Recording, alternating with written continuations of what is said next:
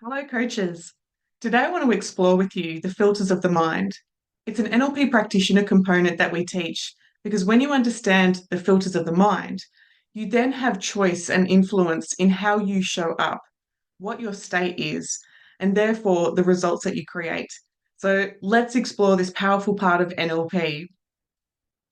Now, your state refers back to your thinking, your feeling, your physiology, your experience in any one moment, and your state depends on your interaction with the external world, right? Your state and the default states that you spend most of your time in will definitely determine the quality of your life. But the question is, how do you manage your state? What can you do to get in that optimum state to ensure that you get the results that you are striving for? Thinking about the mind, I want you to know that we don't actually see the world that it is. We see the world that the way that our brains interpret it, which is absolutely fascinating to me to to better understand that, we have this sensory experience in the world, we take in that information, and depending on how our mind operates will depend on the meaning and the way that we respond to the world. We gather in information with our senses, and then it's our internal representation of it, the filters that put a meaning to it, and therefore how we respond to it. Depending on the information it accepts in, will depend on the meaning that you put to it. So, in our NLP practitioner training, we teach you about this map of how our mind works. You'll see it quite regularly within your manuals and within your trainings. And so it helps us identify that our senses pick up the information from the external world, be that the sounds, the pictures, the the feelings, the taste, the smells, everything that we take in, our logical minds will put a meaning to it. And it comes back to that saying, right, that if a tree falls down in the forest, does it make a sound? And the truth is, it doesn't make a sound. It's the tools within our mind, the measuring system within our mind that picks up on the vibration and puts a meaning to it. Be that loud noise or that loud crack. That's our mind making sense to the information that it is receiving. So while we are exposed to about 2 million plus pieces of information every single moment, and especially with social media and how fast paced our world is, it's probably more than that. But our brains can actually only take in small pieces of information. So it will delete, distort, and generalize to ensure that your mind does not, seize up and burn out from all of this information. It's quite clever in the way that it works.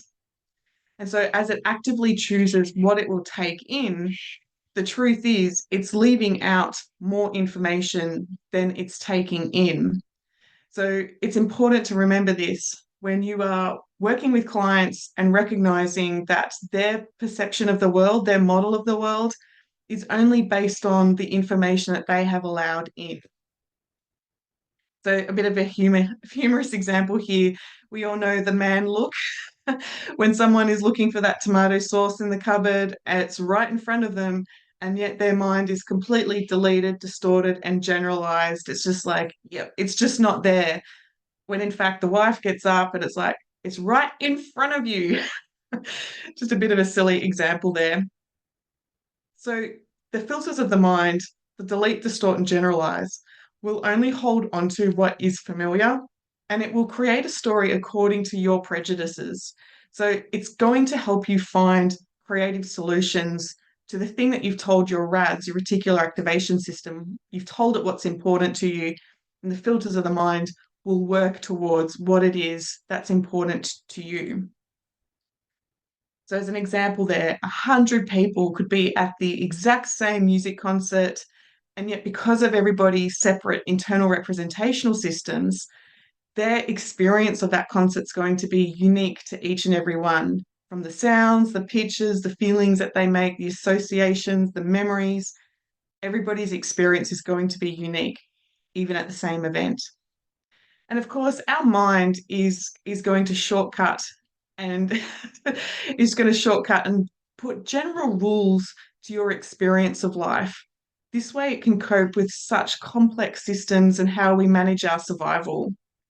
If the brain didn't actually generalize, it would be using up so much energy to work out how to open a door handle. The filter of the mind that's worked out, okay, doors, handles, okay, generally there's some sort of a movement that equals that we get to move through this space. That's a generalization. And therefore, each and every door that you come across, you have some level of confidence that you'll be able to work through it. And so it's just a very general example of how the filters are working, how it's looking for patterns that you've already had installed and therefore making shortcuts to ensure your energy, to ensure your survival with this pattern recognition. So it's important to know when you're working with clients, though, that these generalizations can be sabotaging, it can be quite limiting. People who say, like, oh, I could never be successful, I have to work hard for money, these are all generalizations where they've put in such a narrow filter of their world being so difficult that they're not allowing in more choice, more opportunity. And of course, with NLP, we can shift that.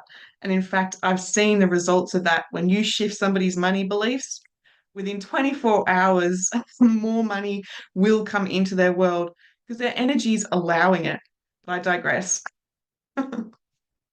So when we experience events in this outside world, the pieces of information move throughout these main filters, the delete, distort, and generalize. And of course, the map gets a little bit more complicated. The map then looks at, sorry, the filters then go through language, memories, decisions, meta programs, values, and beliefs. And of course, I'll go into a lot more detail about that. All of these filters, all of these internal filters, I should say, are created and installed throughout your childhood. All of your upbringing, your environment, your caregivers, all of their delete, distort, and generalize, all of their way of functioning about what's safe in this world will be installed into their little ones. And therefore, what's been handed down ancestrally are now the rules that you will live by. These are now the filters that you accept this is your reality. So, my question to you is, can you remember your first kiss? So when you think about your first kiss, I want you to think back to that experience. Now, as your mind took in that experience, it had to delete, distort, and generalize. It then had to take that experience through language, memories, decisions, meta programs, values, and beliefs. So, thinking back on that experience, what did you say to yourself about that first kiss? What do you remember about this kiss? What decisions did you make about that kiss after the fact? What was important to you about kissing?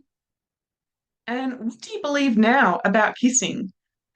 It's a silly little example, but can you see how the filters of the mind operate based on that one experience? You've now got this massive chunk of information about what kissing means to you. And of course, with NLP, we can question all of that. If you created a negative belief about kissing, what what difference would it make to your current experience if we actually shifted that negative experience? You know, is it true that it was so horrible and that was so embarrassing? Like, is there a reason why you would hold on to that story?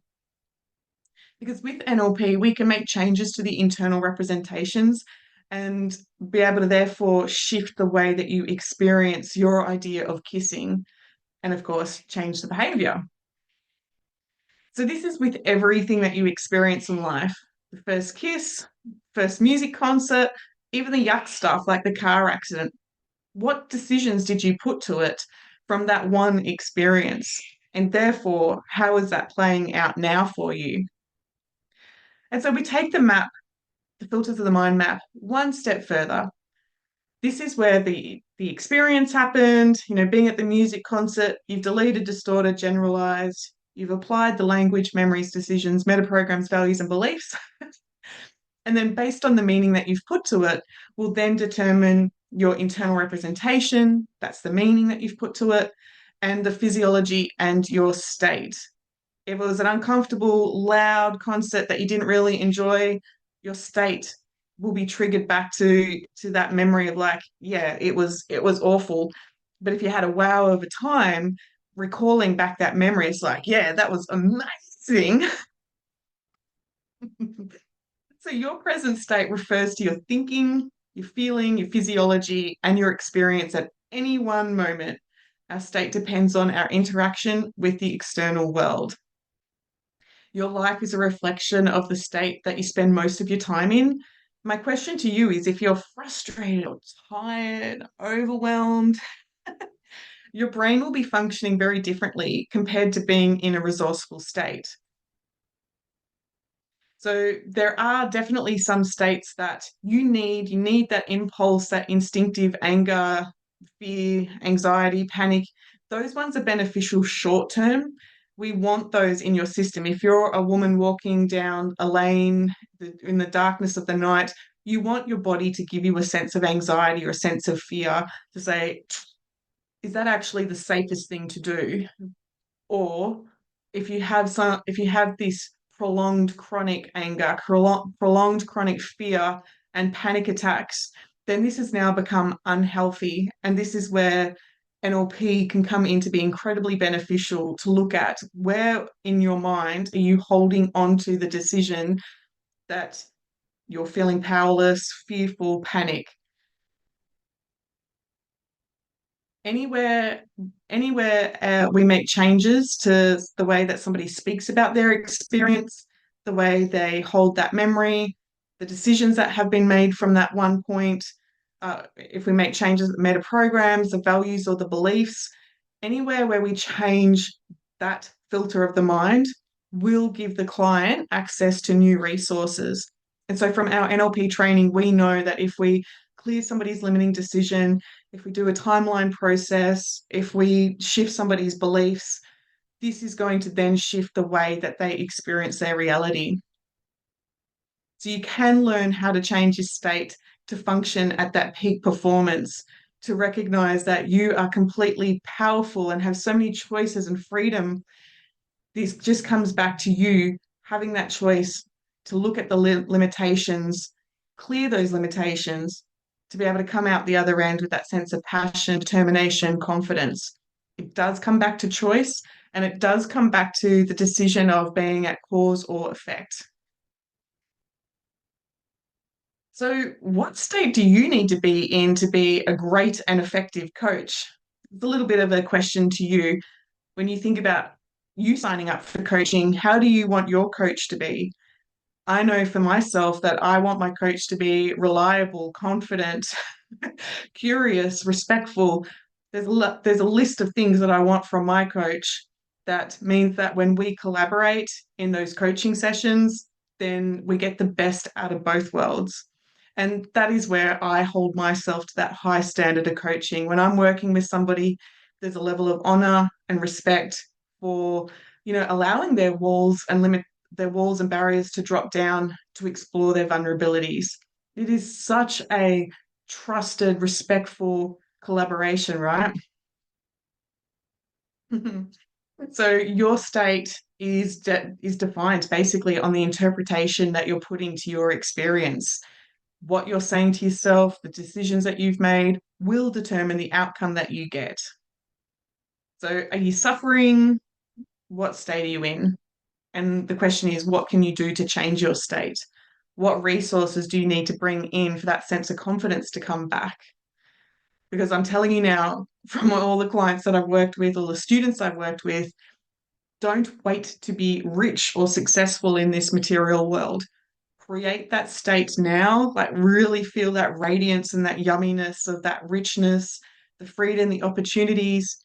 You may not own the expensive car right now, but if the universe has put you on that road where you're exposed to the abundance every single day, it's like, wow, like how can this get any better? So you don't have to own the thing to feel rich. You can start to bring in that appreciation, raise your frequency, and actually start manifesting it in from that simple shift in your perception. So, again, one more go at that map. You experience the outside world, you delete, distort, and generalize according to what's important to you. You put a meaning to that, and then that will determine how you show up. Okay, so taking our training one step further, I'm going to move through this a little bit quicker than I would in the training room, but let's have a quick look at the filters of the mind, just to give you a bit of a punchy idea to understand what they're doing, how they function. This is a bit of a fun metaphor of mine of how the filters of the minds work.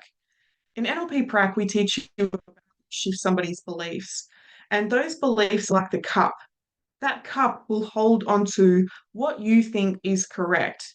And if you think that you have to work hard for money, that's the belief that's sitting there. Now, the next thing that's within the mind is the values, and that's like the hooks there. So your values are what is important to you. This is where you're going to spend the most amount of your time. This is what's going to motivate you. So the hook with that metaphor of like, okay, I've got the belief I have to work hard. The value is like being the provider. Part of my identity is working hard to provide for my family. And then the meta program above that, which again, values and meta programs are NLP Master Practitioner training. But to give you an idea of this, the meta program is like the rod that holds onto your identity, that, being the provider, that holds onto the belief. And that meta program functions like the thought within a thought. So it's sort of like saying to yourself, well, what's it like if I do this thing I'm thinking about?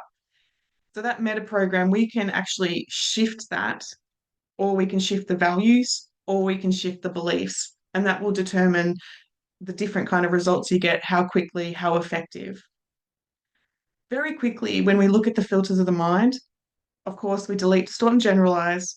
Then we go into language. Now, language is that powerful filter that humans use where previously they had a viewpoint or an experience of the world. They will take in the words that people are saying and make a picture, put some sounds to it. Earlier, I heard somebody talk about their hike that they went on. And while I was not on the hike, I was making up pictures of being in the Grampians and the forest and the bush. And it was like, who knows, that hike could have been, on a snowy cap mountain.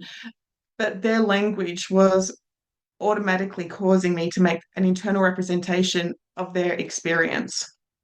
So somebody who's stuck in business saying, I don't want to put pressure on my clients to follow up with sales calls, to sell more sessions. That picture for me just comes in as like a sense of stress, pressure, overwhelm. And if we had helped that client shift the perspective to say, I want to actually serve my clients to recognize that they can make powerful shifts. It's important to follow up, just to open the door for potential for more sessions. The intent has the intent to help that client is so much more powerful in a coach's body than the language of pressure, stress, all of that stuff. Nobody wants to put pressure on anybody. The next one there is attitudes. The next filter of the mind, attitudes being that abstract idea derived from clusters of beliefs and values given to that subject. So the attitudes comprise of the frame of mind, whether you have a rose-colored glasses kind of attitude, or seeing the world through quite tainted, stressful, dirty lenses. Your attitude will depend on how you how you distort your perspective, basically. So somebody's attitude, creating ongoing business is hard. It's like, yeah, this attitude is going to continue to manifest in more hardness within business. The next one there is memories. And we all pretty much know, your photo album and looking back to previous experiences. Our brain tends to categorize events in relation to previous experiences, both present, future, both present and future events will be evaluated based on the past. So all of your memories, all of those snapshots within the mind, it's actually more of that multidimensional experience. The memory is how you're holding on to it. And the truth is that actually how it was? But to make it one step more complicated, you're making your decisions based on the way that you're holding your memories. So a quick example there is last time I was in business, it failed and I was judged badly for it. I've had a few clients do this where they've had failures in the past. They've called it failures, and that's what's put the brakes on. So these memories of the past are actually stopping them from taking a risk, being more confident, and trying something new. Next one is decisions. So decisions relate to our memories and may create beliefs or affect our perception through time. Although we sometimes make these consciously, often our decisions happen at an unconscious level. And that's where NLP is so important with timeline, looking at a limiting decision of the past. It can be as simple as, being back at school and a teacher saying something awful to to their class, saying like you'll never amount to anything. The decision to actually listen to that teacher and to see that teacher as the authority that is right means that one student will say, okay, well, they must be right. I'll never amount to anything. Whereas somebody else's decision filter will say, that's absolutely nonsense. I am going to make a success of myself. Like, who do you think you are? So the decisions, again, are another filter of the mind. That limiting decision, like I decide to hold back from asking for what I want. I don't want to inconvenience anybody. It's safe to keep myself small. These are decisions that are probably childhood based and stopping yourself thriving in the business. The next one is meta programs. And again, we teach that in masters.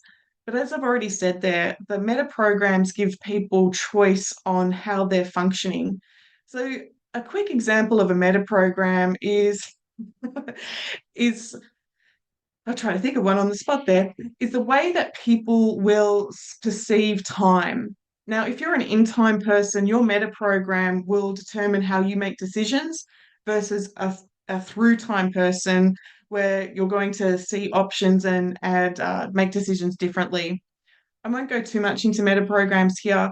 I'll make a video on it. But yeah, this is just another filter of the mind that NLP master practitioners can assist their clients to shift. So a very quick example, I'm going to keep going to try and move away from this pain. One of our meta programs is the towards and away from filter. So if you are driven away from stress, then you will continue to invite in stress as a way of motivating yourself versus the person who is towards focused and is moving towards the thing that they want. So, do you get your car serviced based on keeping it reliable, functioning, and working? Or do you get your car serviced to avoid the problems and the expense later on? Sounds like the same thing, but the intention is different. The meta program is different. And finally, their values and beliefs. Values are essentially an evaluation filter. Everybody's going to have a priority, a hierarchy of what's important to them. And those top five-ish values, depending on the context, are what decides whether they say yes or no to that thing, whether it's right or wrong to them. So your values, what's important to you, is going to determine how you spend your time. Very important when it comes to NLP. And of course, beliefs.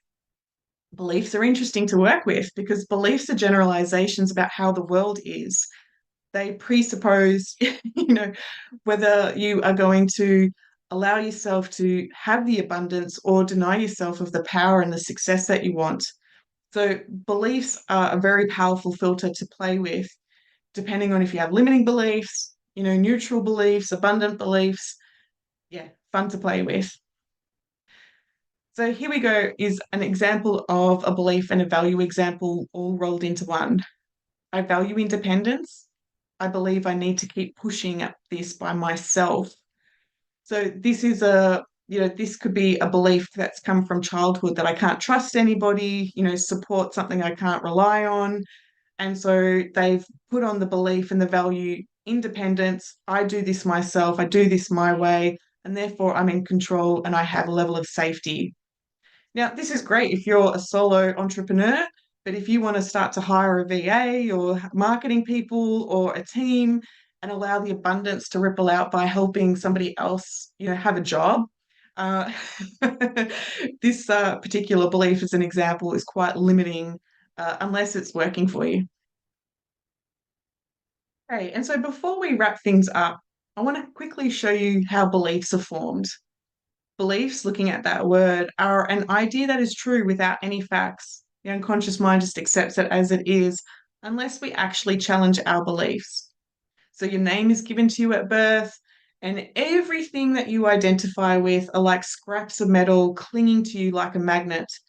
Of course, we can use NLP processes to demagnify you so you can let go of the attachments that no longer serve you. If you've been told, you know, awful things at school that you're dumb or whatever the beliefs are that are sitting there from your childhood, we can undo those so that you can function with a sense of self-confidence, head held high, and yeah, feeling really confident about who you are. Very quickly here, beliefs are created by what we are consistently exposed to. So beliefs are, this happened, so it means that. This happens, I went to school, I got bullied, so it means school is unsafe. This happened, so it means that. I went to my Nana's house, she loves me, I get cuddles and cookies, it means that Nana loves me. So it can be neither good nor bad. It's just the way that the mind puts meaning and patterns together. Dad is stressed at work, so it means getting money is hard. So the person comes away with the belief you have to work hard to get money. Or mum's face lights up when I walk in the room, so it means I'm worthy and special. The person's come away with the belief I'm confident to be me. The mind is a meaning making machine, so it is going to be looking for these connections and these patterns unconsciously. Your unconscious mind won't differentiate between a limiting belief or a positive belief. Its main function is to keep you safe, to ensure your survival. So if you have a belief that it's safe to be small, great. It will attract in opportunities for you to prove yourself right to be small and then you go like, see, I'm glad I was small, it was safe. If you have a belief that I need to do more to be worthy, maybe you've got a childhood there where you had to give and people please, and only then did you get praise and significance, then you're going to continue to attract in scenarios like that to prove yourself right. No one likes me. Oh, oh, what a painful one. Then again, that belief is going to sit there and cause in scenarios to prove that you're right. So I would be shifting all of those. Change what you believe about yourself on the inside will change how you fit in the world and your experience of life.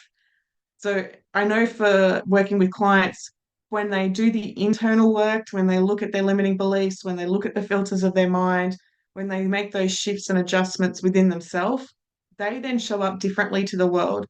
Their unconscious expectations show up differently. And so what they were just tolerating before will shift, and they'll either have the strength and the confidence now to speak up, or they'll have the confidence and to push themselves where previously they kept themselves small. Your beliefs are incredibly powerful. So I like to finish this with a little saying there, what the believer believes, the prover proves. It's a bit of a saying there that if you believe that you can do this, then you will attract in opportunities to say yes to create it. And if you're holding on to beliefs from childhood and limitations, if you're thinking about your first experience of money when you were little, this first aha, like, oh, watching mum and dad have to work hard for it, or that money causes divorce, or money, blah, blah, blah. Whatever your story has been from the past, you will hold that to be a belief and you will prove it to be right until you shift that belief. So it all comes back to choice, and therefore it comes back to your state and how you show up in this world. Fun. I'm Claire Chancellor from Be Your Purpose Coaching. If you want to join us in our next NLP practitioner, check out the links below, and I'll talk to you later. Bye, guys.